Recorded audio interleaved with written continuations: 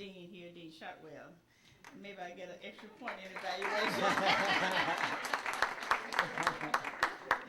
All right. Well, I'm going to talk briefly about going to what was then Memphis State, and that was in 1959.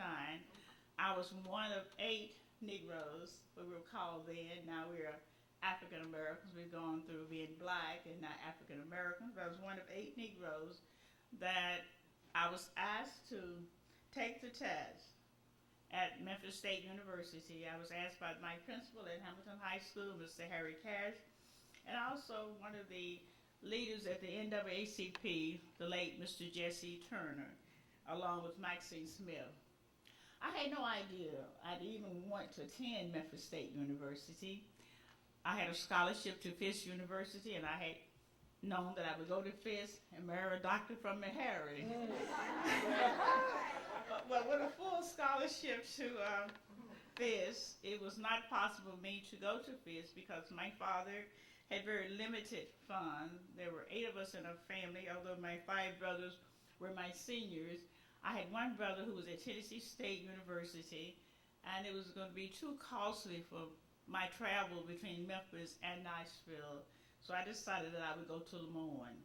Had a scholarship, full scholarship to Lemoyne, Fisk, and Knoxville College, and some other colleges, but I was set on going to Lemoyne. However, because Memphis State had recently instituted an entrance exam, in a way of seeing if blacks could pass that test to get into Memphis State, I decided I would take the test in July of 1959 at the urging of Mr. Jesse Turner and my minister at Old Nuncounty Baptist Church and some of the other community leaders. And on passing that test in July of 59, fortunately or unfortunately, I was blessed to make a perfect score. And from that time,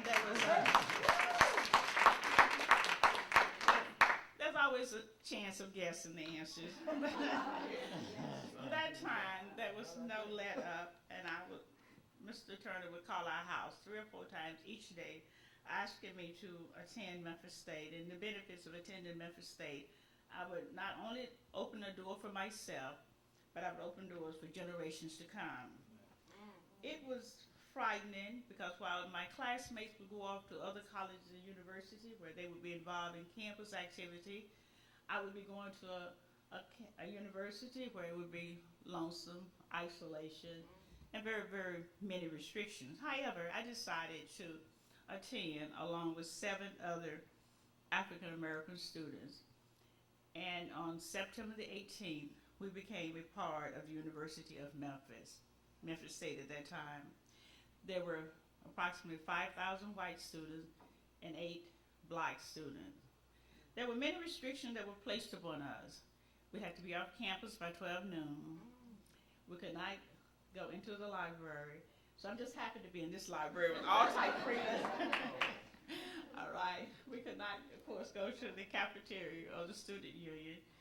And when I say to my nieces and nephews, we have to be off campus, and my students too, by 12 noon, they say, you said 12 noon? Yes, 12 noon.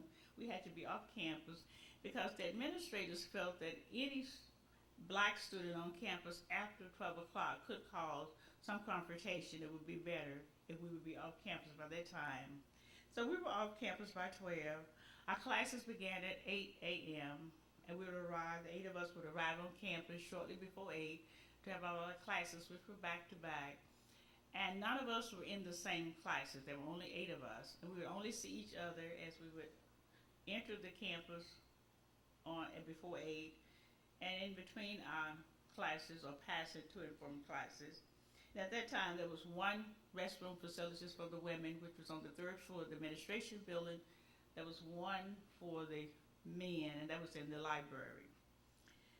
As time went on, changes did take place. So in the 2nd year, we could stay a full day, and that meant 4 or 5 o'clock in the afternoon. We could also go to the student union over in Jones Hall, but we could not go to the cafeteria. And there were some other restrictions that were lifted for us. We could go to the library. One thing that was very helpful to the 8 of us, although we had many restrictions at Memphis State, we had access to Lemoyne College. It was Lemoyne at that time. Later, Lemoyne would merge with Owen Junior College and it became Lemoyne Owen College. So Lemoyne became my second college, perhaps my first college in terms of activities and socialization. But we had access to the facilities at Lemoyne.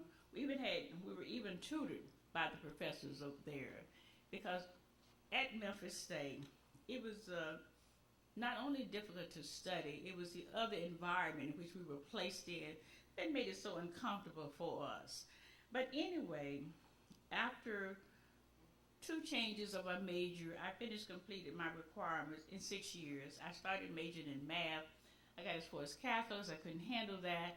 I changed to business thinking that I would have more accepting professors, and then many times I did not, but I did complete my degree in business education. I also had a minor in English